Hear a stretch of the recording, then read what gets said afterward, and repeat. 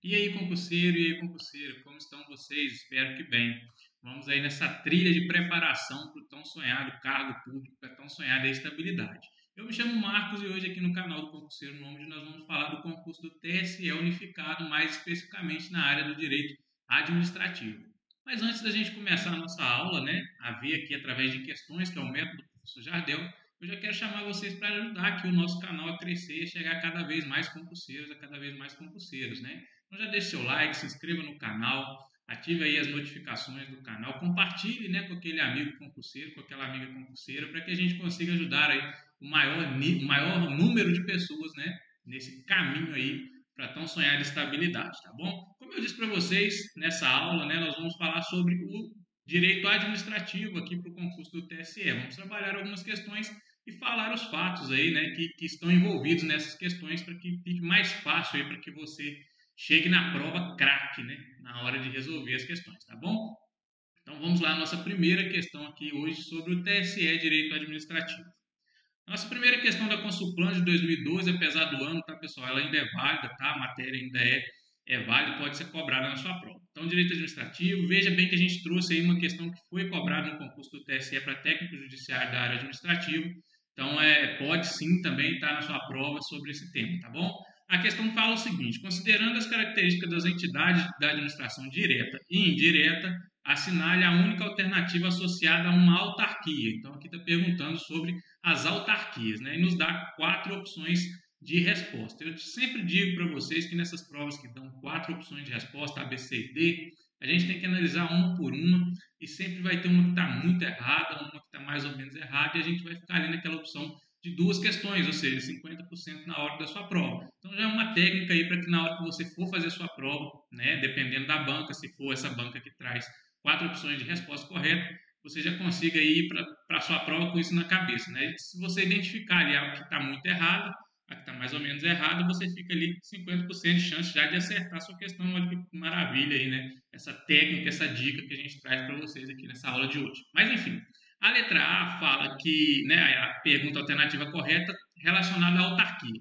A letra A fala que a autarquia possui personalidade jurídica de direito privado. Veja bem, nós estamos falando de uma autarquia pública e a A fala que possui personalidade jurídica de direito privado. Essa é a nossa alternativa muito errada, né? Ela não possui personalidade jurídica de direito privado. Então você já pode excluir ela na hora de resolver ali na sua prova. Você fica entre 3 opções. A letra B fala que ser um órgão da administração direta. Veja bem, eu sempre digo que tem uma muito errada, uma mais ou menos errada, mas aqui já traz para a gente duas muito erradas, né? Porque a gente sabe, a gente já estudou em outras aulas que as autarquias elas fazem parte da administração indireta e não da administração direta. Então aqui a gente já poderia eliminar a letra A e a letra B porque elas estão muito erradas. Ela é de direito público e não pertence à administração direta e sim à administração indireta. As autarquias pertencem à administração indireta. A letra C fala que ela é capaz de bastar-se por si mesma, ou seja, fala que a autarquia por si mesma ela se basta. E aqui a gente fala muito sobre o poder finalístico, né? Apesar da autarquia ela ter alguma autonomia, e vai ser a nossa resposta certa aqui na letra D, ela tem alguma autonomia, mas ela tem que se reportar ao ministério ali ao qual está vinculada, por exemplo. Então, ela não por si só ela não se basta, né? Por si mesma ela não se basta. Nós temos aí que ela tem que se reportar, por exemplo, ao ministério que está vinculado. Sobra para a gente, pessoal, a alternativa D, que fala que ter flexibilidade da administração de pessoal, ou seja, ela controla o seu quadro de pessoal. Então, para a gente, a nossa alternativa correta aqui vai ser a alternativa D. Percebam que A e B está muito incorreta, né? A gente já sabe que não é direito privado, a gente já sabe que ela não faz parte da administração direta. A letra C que poderia trazer uma dúvida para a gente, se ela por si mesma ela se basta, mas nós temos que lembrar que ela faz parte da administração pública. Como faz parte da administração pública, por exemplo, ela está sujeita ao controle da administração pública, sujeita ao controle ao ministério que ela é vinculada, então por isso ela por si só ela não se basta, tá bom? Mas ela sim tem flexibilidade ali de controlar o seu quadro próprio, ela tem o seu próprio quadro, por exemplo, de pessoal. Então a nossa alternativa correta seria a alternativa D. As questões, pessoal, à primeira vista, nós temos que ir para a prova muito tranquilos, porque as questões à primeira vista elas nos demandam assim, que é muito difícil, que o direito é muito difícil. E não, é possível que você que não é formado em direito consiga fazer uma excelente prova e ser aprovado aí sem sombra de dúvida, só estudando aqui pelo concurseiro nome e fazendo a leitura aí de algumas leis que vai vir cobrando no seu edital. Super possível, tá bom? Você não precisa ser um especialista, um expert em direito para poder conseguir passar na prova do TSE desse ano, tá bom? A nossa próxima questão também é uma questão da Consulplan, do concurso do TSE, vem falando que a gestão pública em toda a sua atividade está presa a mandamentos da lei, ou seja, só pode fazer aquilo que a lei determina. Deles não podendo se afastar sob pena de invalidade de seus atos e responsabilização de seus eventuais autores. A determinação corresponde ao disposto pelo princípio da... Veja bem, pessoal, a questão vem falando para a gente sobre os princípios da administração pública. E sempre que no direito administrativo, para a gente que é concurseiro, que vem falando sobre princípios da administração pública, nós lembramos de um peguinha de prova, que são os principais princípios ali que norteiam a administração pública.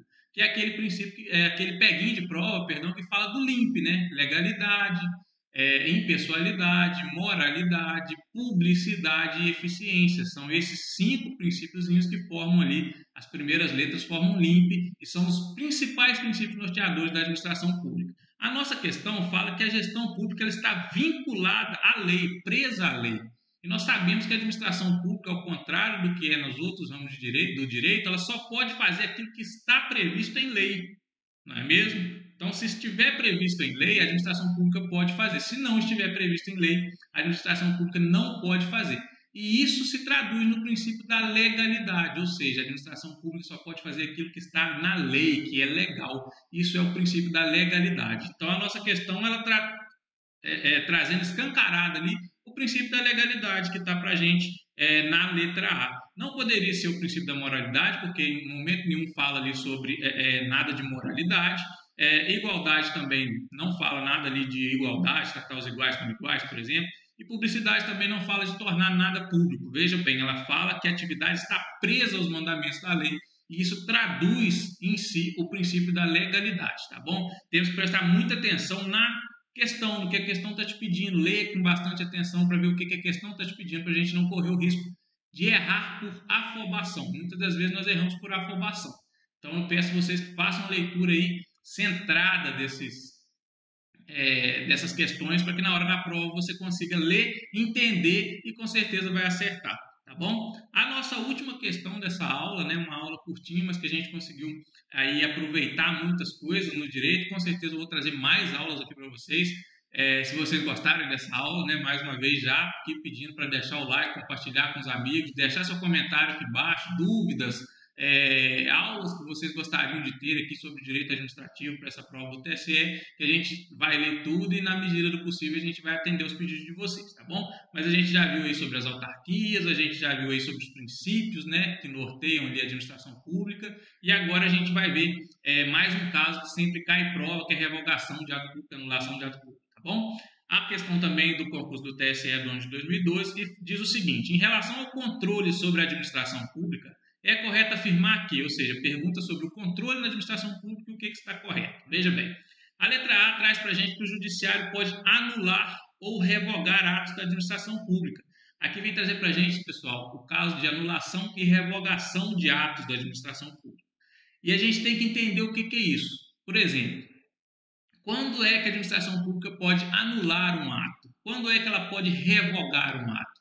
E na doutrina, nas provas, nos tribunais, a gente tem isso pacífico, né? Que a administração pública ela pode anular um ato quando esse ato for ilegal.